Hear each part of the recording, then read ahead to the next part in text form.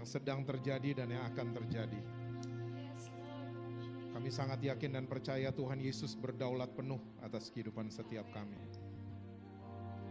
Dan Tuhan, mulai hari ini dan seterusnya kami mau jadi orang Kristen yang dikuasai oleh firman-Mu. Kami gak mau lagi jadi orang Kristen yang cuma sekedar hafal ayat dan menguasai firman. Tapi kami mau firman-Mu yang menguasai, menuntun, terlibat dalam setiap keputusan apapun yang kami akan ambil. Mari Tuhan bertahta atas kehidupan kami. Hari ini mari bicara buat kami Tuhan, tegur kami, koreksi kami. Kami mau Tuhan kami selesai dari acara ini, kami melakukan firman-Mu. Bahkan kami mengalami Tuhan dalam kehidupan kami sehari-hari. Dan Tuhan kami juga ingin mengakui bersama bahwa tanpa Tuhan kami gak bisa apa-apa. Sebab itu kami butuh sama firman-Mu, kami butuh sama pribadi-Mu. Saat ini mari urapi setiap kami. Berikan kami hikmat dan pengertian khusus. Supaya kami dapat mengenal Engkau lebih dalam, kami boleh tahu apa rencana-Mu buat kami. Urapi juga hamba-Mu. Kami sangat percaya Engkau sendiri akan berbicara buat kami semua pada siang hari ini. Kami siap mendengar saat ini hanya di dalam satu nama yang berkuasa, yaitu nama Tuhan Yesus Kristus. Amin, amin. Silahkan duduk. Saudara mau berdiri juga boleh. Boleh di-extend tepuk tangannya buat worship leaders dan para musicians. Shalom saudara semua. Yang belum kenal saya namanya Jesse Lantang. Ayah saya dari Manado, ibu saya dari India. Makanya saya jadi seperti ini adanya. Istri saya 1, anak saya 2. Yang pertama perempuan dan yang kedua laki-laki. Dan saya masih bekerja mungkin sama dengan sebagian saudara-saudara yang hadir pada siang hari ini. Dan lewat pekerjaan saya Tuhan mengirim banyak orang untuk saya bisa layani mereka. Dan kebanyakan yang dikirim sama Tuhan adalah orang yang aneh-aneh dalam tanda kutip. Kalau saudara pengen tahu aneh-anehnya mereka seperti apa, mereka ada yang gay lah, ada yang lesbian lah, ada yang rumah tangganya berantakan lah, dan lain sebagainya. Tapi saya melihat satu hal, ternyata Tuhan Yesus yang kita sembah adalah Tuhan Yesus yang punya fokus sama masa depan seseorang. Dia gak peduli serusak apapun masa lalu seseorang, Tuhan Yesus kita selalu paling mahir memulihkan. Amin, saudara. Saya berusaha jam 1:30 siang lah, udah selesai khotbahnya. Oke. Nggak ada yang amin, jadi 40 menit selesai. Saya mengucapkan terima kasih buat kokoh saya, ya, Ko Iwan dan Ibu Ola yang memberikan saya kesempatan untuk saya bisa melayani di tempat ini. Oke, kalau saudara mau tahu pekerjaan saya nggak jauh beda sama Ko Iwan ternyata. Kita pekerjaan nggak jauh dari oven, dapur, panas, dan lain sebagainya. Oke. Ya, kita akan mulai firman Tuhan. Saya akan sharing buat saudara dari kitab Ibrani, pasalnya yang ke-12. Ayatnya yang ke-26 sampai dengan ayat yang ke-28. Ibrani 12, ayat 26 sampai dengan ayat yang ke-28. Alkitab catat begini. Waktu itu suaranya menggoncangkan bumi, tapi sekarang ia memberikan janji. Satu kali lagi aku akan menggoncangkan bukan hanya bumi saja, melainkan langit juga. Ungkapan satu kali lagi menunjuk kepada perubahan pada apa yang dapat digoncangkan. Karena ia dijadikan supaya tinggal tetap apa yang tidak tergoncangkan. Jadi karena kita menerima kerajaan yang tidak tergoncangkan, marilah kita mengucap syukur dan beribadah kepada Allah menurut cara yang berkenan kepadanya dengan hormat dan takut. Firman Tuhan jelas catat buat kita semua, bahwa Tuhan berjanji, gak hanya bumi, langit dia akan goncang. Dan saya percaya semua saudara yang hadir pada siang hari ini sudah pada tahu, bahwa janjinya Tuhan kita selalu ya dan amin. Oke? Nah kalau gitu, kita nih orang Kristen, jangan suka tengking-tengking goncangan. Hilang aminnya. Kita kebiasaan soalnya, kita gak mau yang gak enak, kita gak mau. Tapi ternyata goncangan merupakan bagian daripada janjinya Tuhan buat saudara dan saya. Jadi kita harus embrace, kita harus menyambut ini semua. Makanya saya bilang dari awal pandemi, orang Kristen jangan marah-marah sama Tuhan. Karena terbukti pandemi kemarin itu adalah akademi. Ada yang lulus nilainya bagus, ada yang enggak, ada yang terperosok, ada yang jadi murtad, ada yang menjauh dari Tuhan, ada yang kepahitan sama Tuhan, dan seterusnya.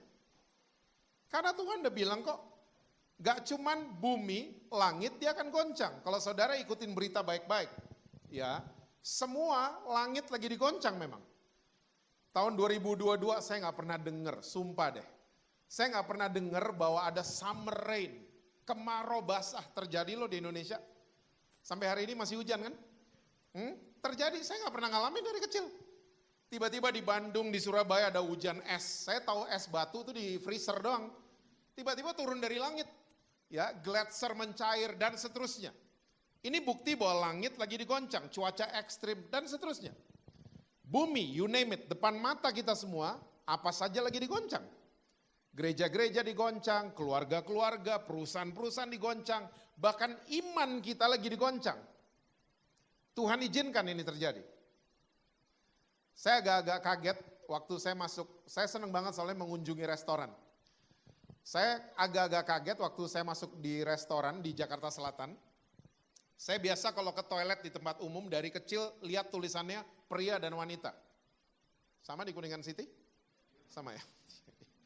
Kalau nggak ada tulisan pria dan wanita, at least ada gambar keris sama gambar kondek. Indonesia banget. Ya. Tapi waktu di restoran itu, saya sampai pause sebentar mau masuk, saya pastikan nih yang saya lihat bener apa enggak. Ternyata bener loh, tulisannya berdiri dan duduk. Tahu artinya? So pria-pria yang duduk boleh masuk dia yang duduk. Toilet dengan tulisan seperti ini di Eropa udah biasa untuk support LGBTQ. Yang saya kaget kok di kota saya udah ada, kok di Jakarta udah ada. Tanpa kita sadari Tuhan izinkan kita digeser nih, lagi digeser, digoncang. Tuhan izinkan. Tuhan pengen lihat mana yang stay true, mana yang enggak. Ya. Makanya saya mau yakinkan saudara, ya penulis Ibrani juga sudah yakinkan kita semua bahwa kita punya satu yang tidak tergoncangkan, kerajaan sorga. Nah karena kita punya ginian, kita harus beribadah dengan rasa hormat, takut dan mengucap syukur, kata penulis Ibrani. Oke? Nah begini. Goncangan selalu menyerang bagian dasar. Betul gak sih? Goncangan itu gak menyerang gedungnya, enggak. Goncangan menyerangnya fondasi.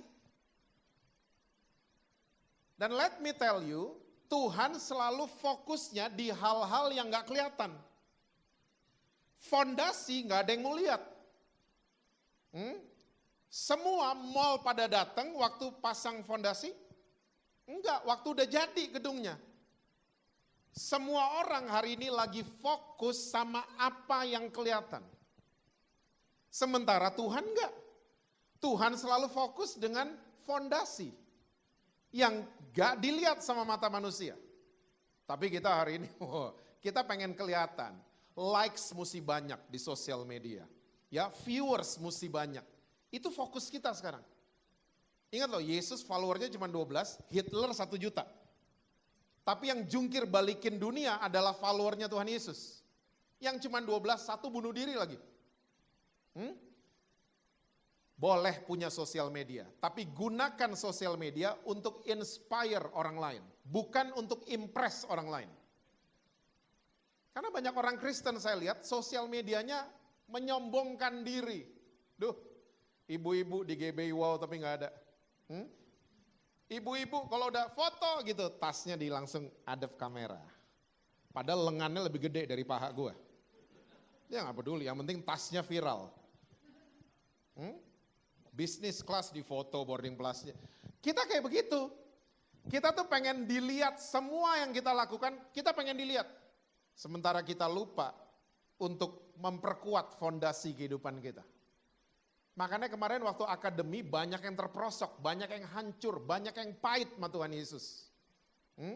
Kita gak siap, karena kita cuma fokus dengan apa yang tampak. Mazmur 11 ayat yang ketiga, coba lihat sebentar. Saya harus buru-buru karena cuma dikasih 35 menit. Agak kejam nih waktunya. Bikin kue aja sejam ya kok. Khotbah 35 menit. Bebas, oke. Jadi sampai jam 2. Mazmur 11 ayat yang ketiga. Apabila dasar-dasar dihancurkan, apakah yang dapat dibuat oleh orang benar itu? Pengertian orang benar ini bukan lebih benar dari yang lain ya. Tolong ingat baik-baik. Ini bahasa Inggrisnya the righteous man. Righteous punya pengertian orang yang punya posisi berdiri tepat di hadapan Tuhan. Itu pengertian righteous. Oke, kayak supir Grab maunya sesuai titik. Nah, orang Kristen harus gitu. Jatuh bisa, kepleset bisa. Bikin dosa bisa. Tapi come on, balik dong ke sesuai titik. Di hadapan Tuhan berdiri kita harus tepat. Nah, itu pengertiannya orang benar. Nah, Alkitab catat, kalau dasar-dasar dihancurkan, orang benar pun gak bisa bikin apa-apa. Bayangin betapa pentingnya dasar fondasi itu penting banget ternyata. Saya mau bertanya sama GBI Wow. Ini mimbar kalau diambil, gereja tetap ada nggak? Coba jawab. Pembicaranya tiba-tiba rapture, hilang. Gereja tetap ada nggak? Worship leader tapi tiba-tiba hilang semua. Gereja tetap ada nggak?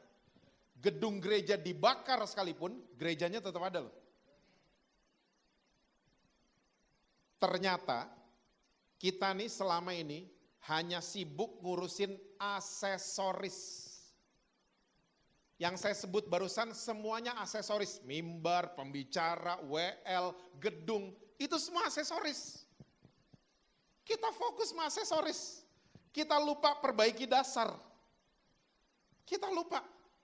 Kita sibuk dengan apa yang namanya aksesoris. Saya mau yakinkan saudara, saudara gak akan masuk surga hanya dengan traktir Pak Pendeta. Percayalah. Masuk surga gak ada yang borongan. Masuk surga make sure kita kenal sama orang dalam. Bukan sama pendeta. Karena banyak orang Kristen saya lihat di GBI Wow gak ada. Ya, kalau udah ngasih pendeta, nyumbang gereja, ngerasa paling benar dibanding yang lain. Ini susah nih kayak begini. Tapi masuk surga nggak dilihat itu-itunya. Ya, karena yang saya barusan omongin buat saudara, ini semua cuman aksesoris. Boleh pakai aksesoris, tapi jangan fokus sama aksesoris. Nah, saya akan kasih 2 poin aja buat saudara ya untuk siang hari ini. Gimana caranya kita memperbaiki dasar atau memperkuat dasar kehidupan kita. Yang pertama 2 Petrus 3 ayatnya yang ke-18. 2 Petrus 3 ayat yang ke-18, kalau saudara scroll ke atas itu judulnya Hari Tuhan. Ini adalah catatan terakhirnya Petrus. Tapi bertumbuhlah dalam kasih karunia dan dalam pengenalan akan Tuhan dan Juru Selamat kita, Yesus Kristus. Baginya kemuliaan sekarang dan sampai selama-lamanya. Keren banget nih tulisan. Bertumbuhlah ke arah kasih karunia dan pengenalan akan Tuhan Yesus. Bertumbuh dong. Jangan cuma di situ aja. Jangan jadi orang Kristen yang stagnan. Kerja Senin sampai Jumat, ya, Sabtu acara keluarga, Minggu duduk di gereja 2 jam jadi anak manis. Udah, that's it. Itu namanya orang Kristen yang stagnan. Dan saudara mesti tahu, ya di Ibrani 5, nanti kesempatan lain saya akan bahas buat saudara. Ya, salah satu definisi kata murtad adalah stagnan. Makanya di Ibrani 5 saya bingung, peringatan untuk tidak murtad. Yang dibahas adalah susu sama makanan keras. Saya kasih iklannya aja dikit. Orang yang terus perlu susu sampai hari ini, mereka itu masuk kategori murtad. Jadi murtad itu bukan cuman pindah kepercayaan, pindah agama, bukan. Alkitab catat murtad itu adalah orang yang stagnan, gak pernah mau grow, gak pernah mau bertumbuh, gak pernah mau berubah.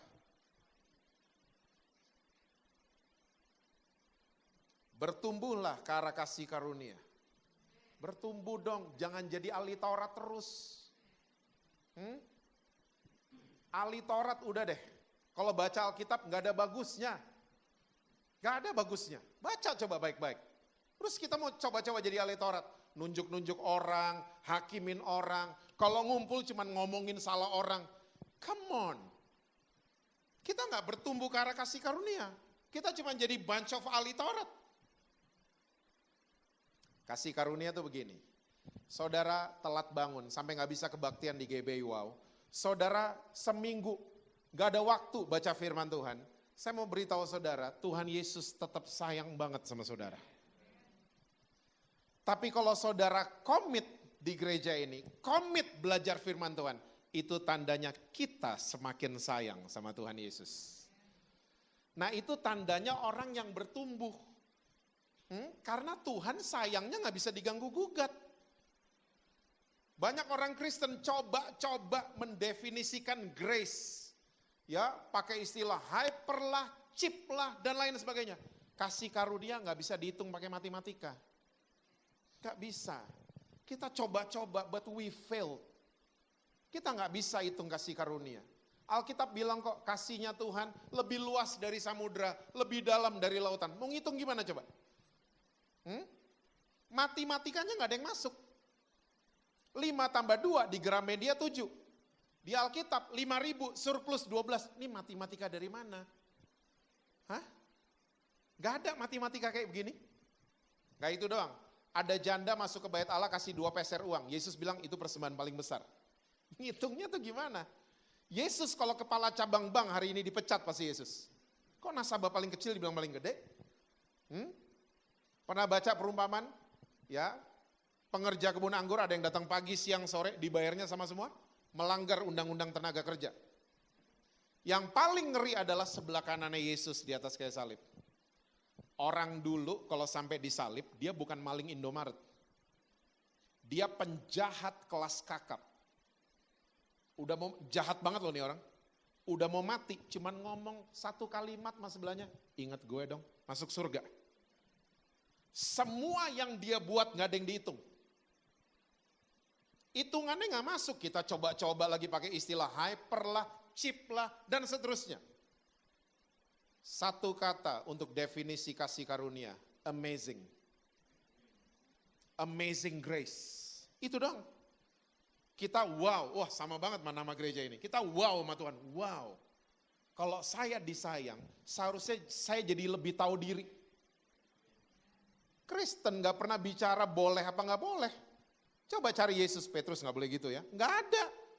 Yohanes kamu boleh ini, gak ada gitu-gitu. Yesus selalu pengen stimulate our brain. Supaya kita jadi orang yang tahu diri. Dia kasih kok perumpamaannya. Sama ahli Taurat lagi. Simon ada 2 hamba punya utang, 150, 1 500. Lalu Tuhannya ngomong gini, hari ini kalian berdua utang-utangnya saya lunasin semua. Gak perlu bayar. Menurut kamu Simon yang paling berterima kasih yang mana? Simon langsung bilang, iya yang gede lah. Sama, dosa di mata Tuhan gak ada yang gede, gak ada yang kecil, gak ada yang banyak, gak ada yang dikit. Semua kita berdosa. Tapi kita diselamatkan dan disayang luar biasa sama Tuhan, sampai dia mau mati loh buat saudara. Dia kasih nyawanya, dia gak dibunuh ya. Ingat, ya, dia kasih nyawanya, dia superhero of superheroes. Dia berdiri semua rebah kok. Dia kasih nyawanya untuk saudara, saking sayangnya sama kita. Jadilah orang Kristen yang tahu diri. Kasih lihat ke dunia, saya disayang sama Tuhan. Bukan kasih lihat sama dunia, saya sayang sama Tuhan. Beda loh. Hah? Kalau mau kasih lihat saya sayang sama Tuhan, takutnya kita jadi kadrun. Karena kadrun Kristen banyak. Mau kasih lihat, gue sayang loh sama Tuhan. Pulang gereja, ketemu adik di rumah yang gak ke gereja, wih, kita langsung ngerasa baru turun gunung kan? Kok belaga lupa mukanya? Kita ngerasa lebih benar dari dia. Saudara tahu nggak? Saya punya kakak satu, bertahun-tahun nggak pernah mau ke gereja.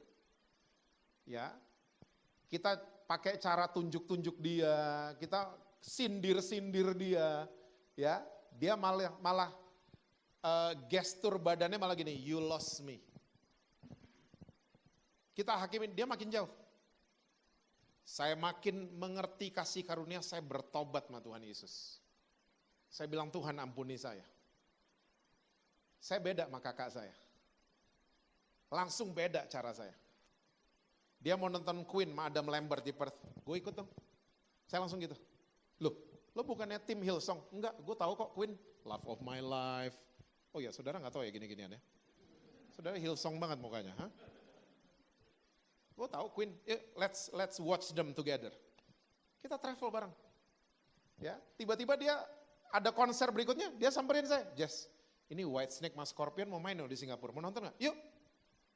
Saya langsung totally change pendekatan saya sama dia. Singkat cerita, hari ini dia jadi pribadi yang jatuh cinta sama Tuhan Yesus. Karena deketinnya beda. Bukan pakai jari. Kakak saya gak mungkin menang lihat saya jalan di atas air. Tapi waktu saya rangkul dia, kita nyanyi Love of My Life sama-sama. Ya, kita nyanyi Here I Go Again Whitesnake sama-sama. Dia berubah.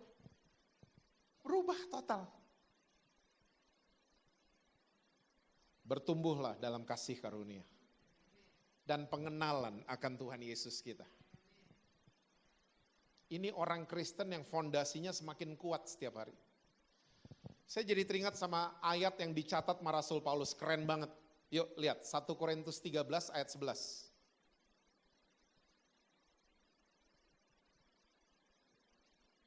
1 Korintus 13. Saya mau jelaskan dulu buat saudara, waktu Rasul Paulus ada di kota Korintus. Kota Korintus ini lagi dikuasai sama Dewi Afrodit. Dewi Afrodit ini adalah dewi seksnya orang Yunani. Ya, lakinya banyak, berondongnya banyak, suaminya banyak, anak-anaknya juga banyak. Dan nama anak-anaknya ngeri semua. Anak pertama namanya Eros. Anak kedua namanya Phobos. Akar kata dari fobia, Indonesianya takut. Ya, Eros tadi artinya nafsu. Pernah ketemu keluarga kayak gini? Anaknya namanya gitu-gitu? Gak pernah kan? Afrodit begitu. Bayangin tuh tiap hari, nafsu udah mandi belum gitu. Takut makan dulu gitu. Tiap hari kayak begitu. Ada yang nama anaknya teror dan lain sebagainya. Saya mau bahas dua aja anaknya Afrodit buat saudara. Nafsu dan takut. Ini kekhawatiran saya. Kalau orang Kristen gak bertumbuh ke arah kasih karunia, kita akan bertumbuh ke lawannya kasih. Tahu apa? Nafsu. Kita nafsuan. Saya udah lihat orang Kristen, rajin gereja, angkat tangan, sampai semua jemaat tahu jam tangannya apa. Tapi kehidupannya penuh dengan nafsu. Saya udah ketemu banyak, GBIWO aja gak ada. Nafsuan, gereja rajin tapi nafsuan. Nafsu mau balas dendam. Nafsu pengen cepet kaya. Banyak. Makanya kemarin banyak pendeta, my goodness, kejebak sama investasi bodong. Dengar? Investasi bodong tuh 5 tahun pacaran gak jadi wedding, itu juga investasi bodong. Young people, listen to this.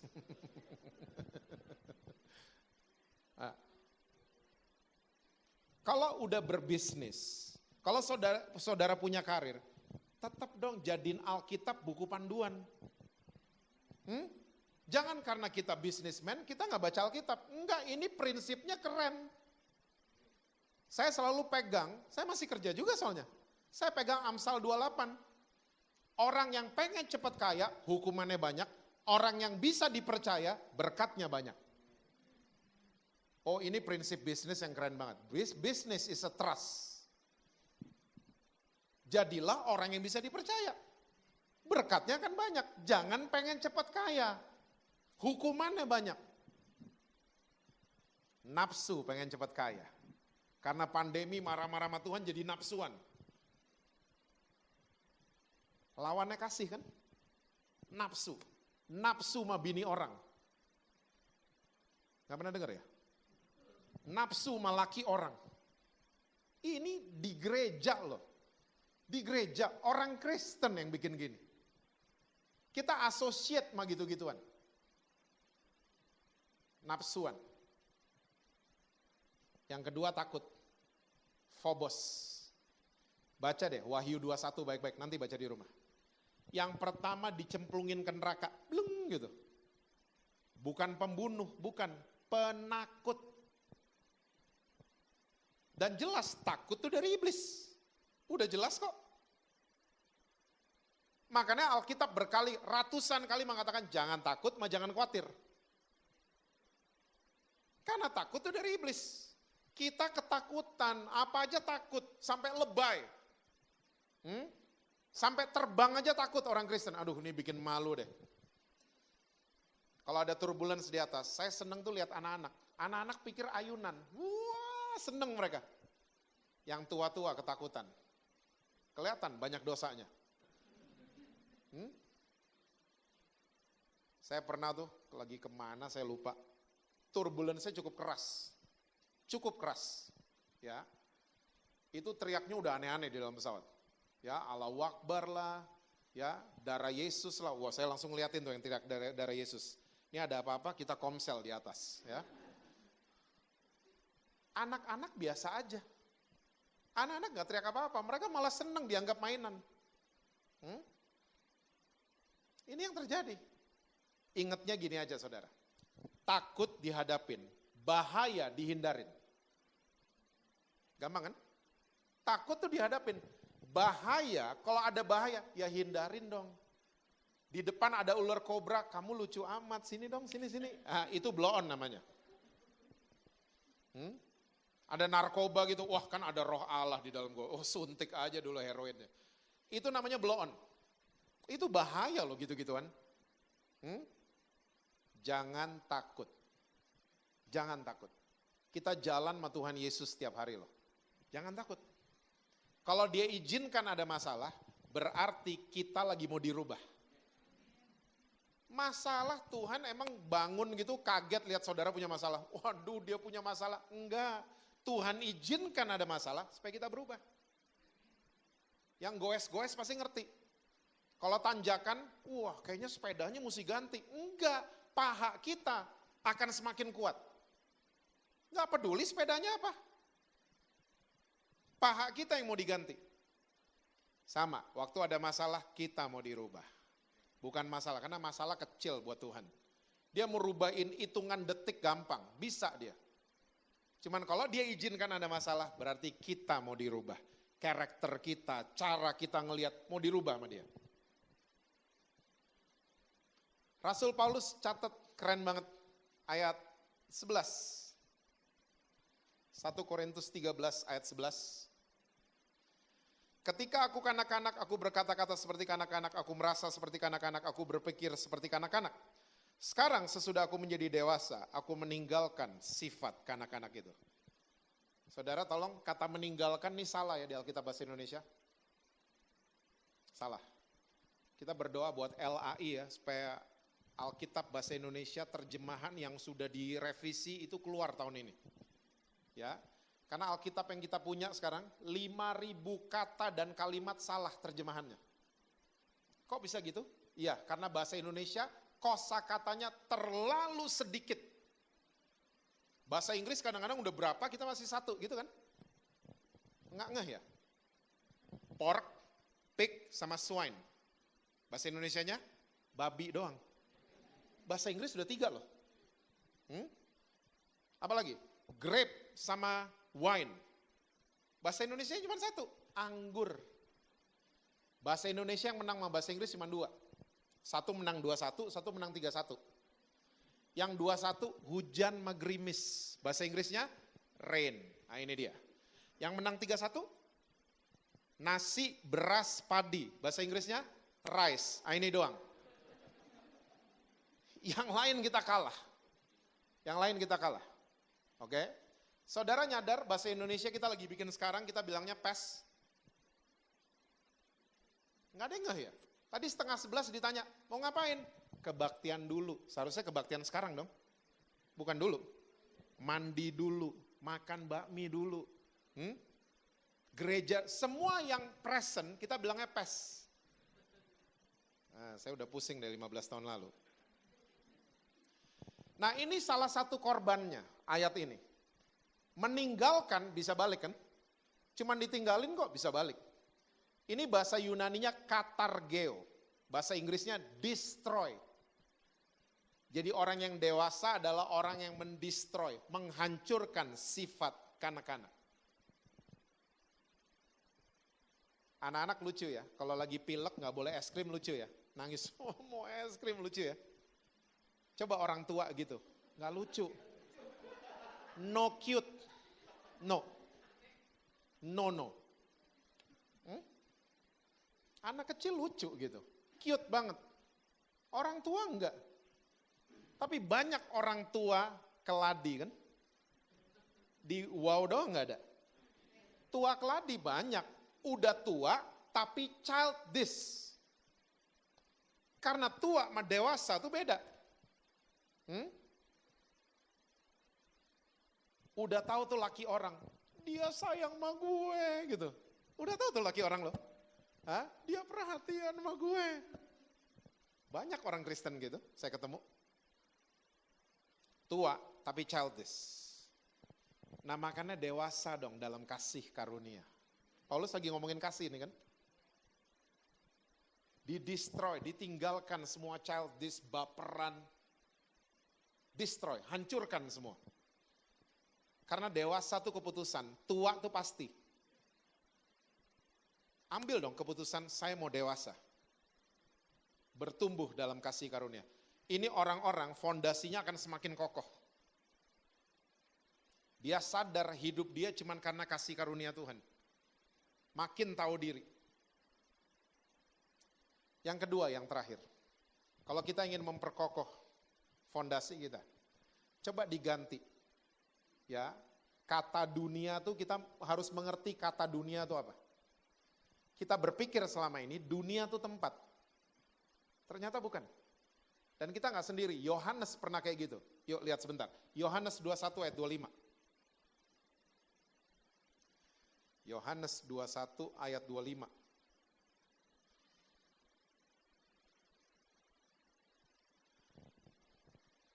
Masih banyak hal-hal lain lagi yang diperbuat oleh Yesus, tapi jikalau semuanya itu harus dituliskan satu persatu, maka agaknya apa saudara? Dunia ini tidak dapat memuat semua kitab yang harus ditulis itu.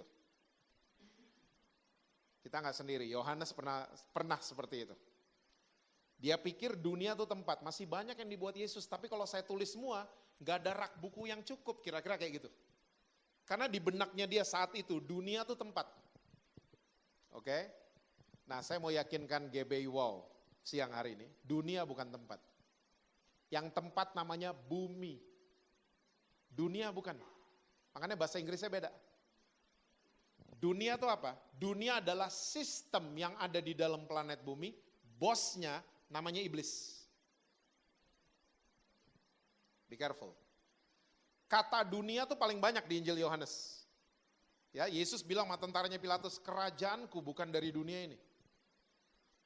Ayat Alkitab paling terkenal, karena begitu besar kasih Allah akan, nah walaupun bosnya iblis mau direscue sama surga. Orang-orang yang kejebak sama sistem itu. Ya, kok pastor bisa yakin bosnya namanya iblis? Iya, karena iblis ngomong ke Yesus. Waktu dia lagi mencobai Yesus. Kalau kamu sujud sama aku, saya akan kasih kerajaan dunia buat kamu. Yesus digituin sama iblis. Pencipta kita ngomong sama kita pakai kata bumi. Iya dong, dari Kejadian 1, taklukkanlah bumi, bukan dunia. Pengkhotbah 1 yang suka ikut seminar anak muda, ya, Pengkhotbah 1 ayat 4, generasi yang satu pergi, generasi yang lain datang, tapi bumi tetap ada. Doa Bapa kami masih ingat, jadilah kehendakmu di bumi seperti di surga. Wahyu 21 masih ingat, kita nanti akan mengalami langit dan bumi yang baru. Jelas ya beda. Nah Yohanes di ujung Alkitab kita, dia tulis 3 buku lagi. 1, 2, dan 3 Yohanes. Tulisannya berubah di situ. Yohanes berubahnya di mana Pak? Waktu Yesus mau terangkat ke surga. Kisah 1 ayat 8, masih ingat?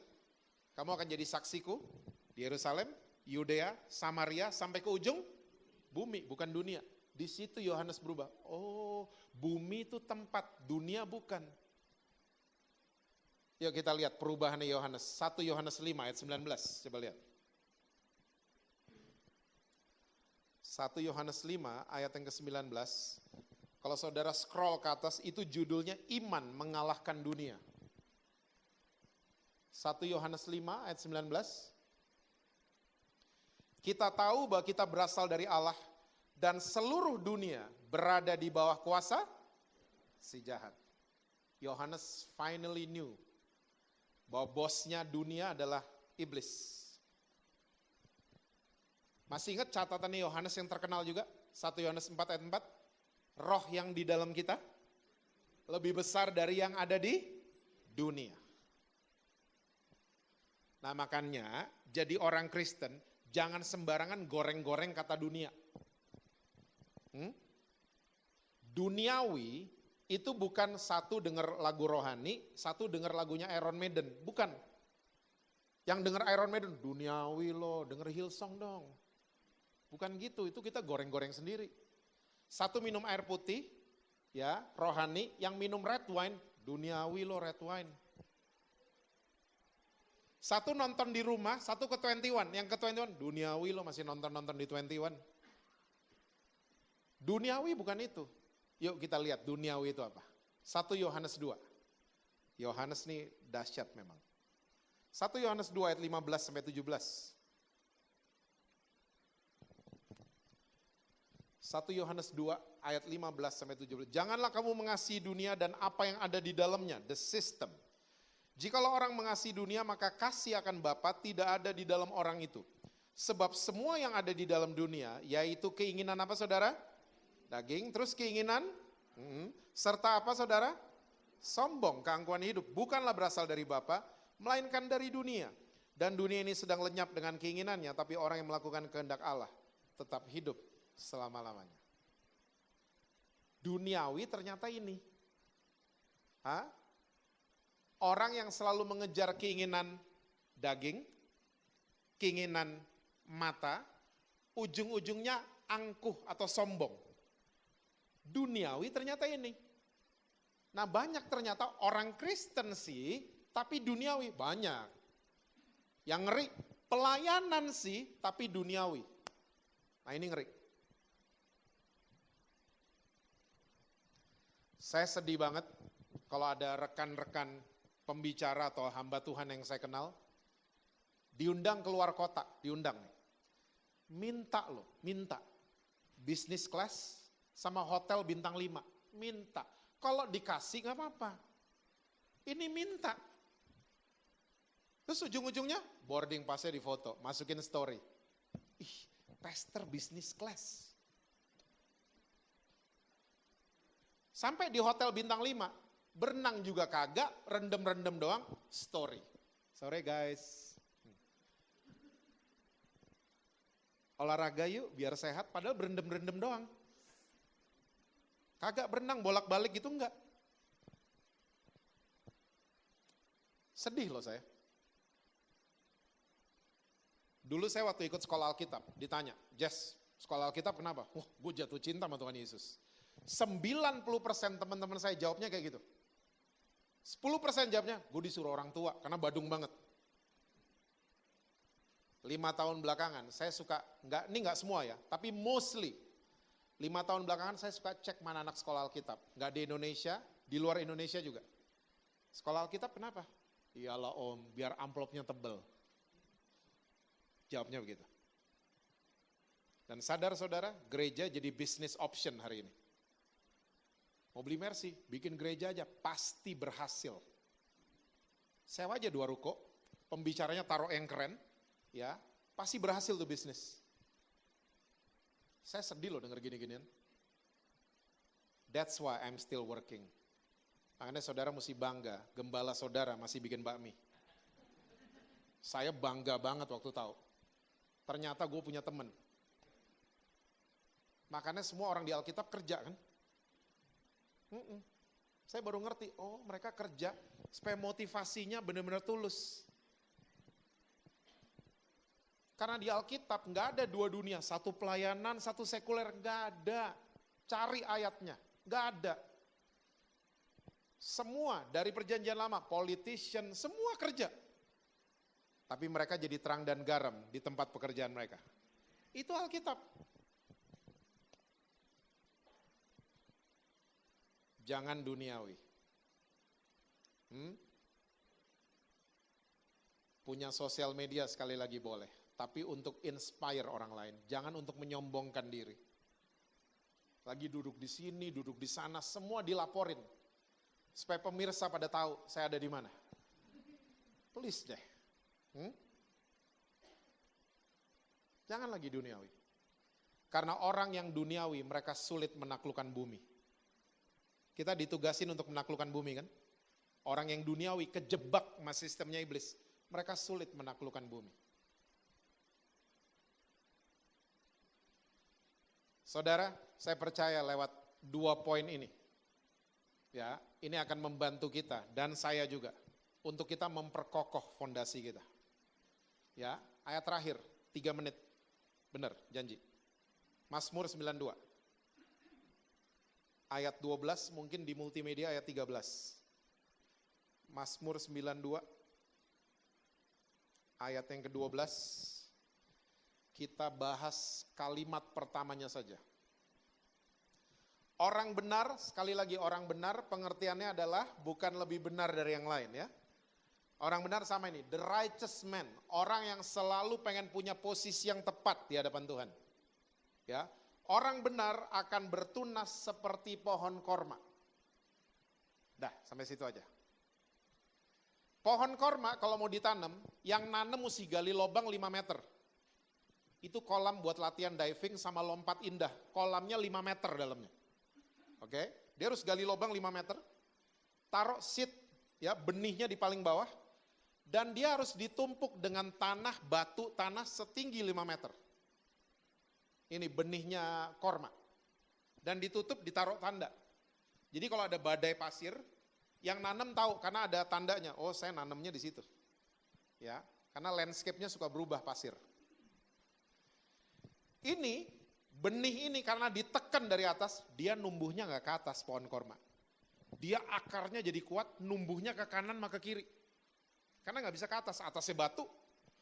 Ke kanan dia bertumbuh jadi pohon korma, dan di titik yang lain dia jadi oasis, sumber air.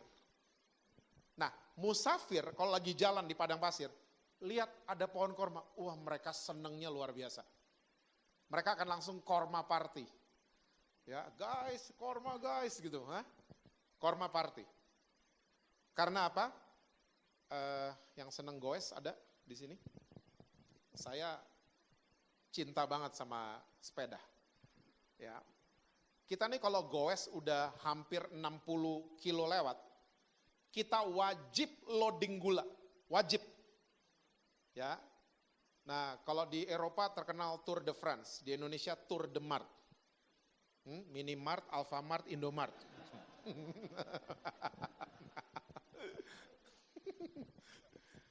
Iya, kita biasanya berhenti pull over sebentar, loading gula. Saya biasanya Fanta, yang paling kecil botolnya, Fanta merah. Kalau nggak goes 60 kilo, jangan minum Fanta ya, bahaya gulanya soalnya. Oke? Nah, ini yang terjadi sama musafir. Mereka udah capek, dehidrasi, lihat korma. Wih, loading gula sama. Karena korma gulanya gula bagus. Ya, gula bagus. Dan mereka tahu banget, nggak jauh dari pohon ini pasti ada oasis. Mereka bisa minum, cuci muka, mandi kalau perlu. Ya. Nah, saudara, saya nggak tahu keadaan saudara. Mungkin saudara nasibnya sama kayak bibitnya korma. Lagi ngalamin tekanan. Dan orang-orang ngomong gini, mati lo. Usaha lo mati, restoran lo mati, pelayanan lo mati, keluarga lo mati. Mungkin saudara lagi digitu-gitu sama orang lain. Tapi saya mau yakinkan saudara, Tuhan gak pernah begitu. Nasib kita di tangan Tuhan tuh beda. Tuhan gak pernah lihat saudara mati, enggak. Tuhan ngomongnya gini, enggak, saya enggak, kamu gak mati, kamu lagi ditanam sama saya. Ingat, Tuhan selalu fokus sama yang gak kelihatan. Salah satunya fondasi. Karena posisi ditanam sama dikubur itu sama. Di bawah tanah. Sama dua-duanya. Orang mungkin bilang gitu, lo mati. Enggak, Tuhan gak ngomong gitu. Tuhan ngomong enggak, saya lagi tanam kamu. Kalau kamu mau bertumbuh dalam kasih karunia, diperbaiki semua mindset kamu, ya, kamu nggak duniawi lagi, ya, kamu akan bertumbuh. bertumbuh, dan berbuah. Dan buahmu akan berguna buat banyak orang. Ya, dan kuncinya apa? Jadilah the righteous men and women. Saudara mungkin jatuh, kepleset dalam dosa, saya nggak hakimin saudara. Tapi saran dari saya, coba cari titik lagi yang benar di hadapan Tuhan. Jangan nyaman sama dosa. Ya, keluar dari sana dan cari titik di hadapan Tuhan yang benar. Mereka akan kayak pohon korma.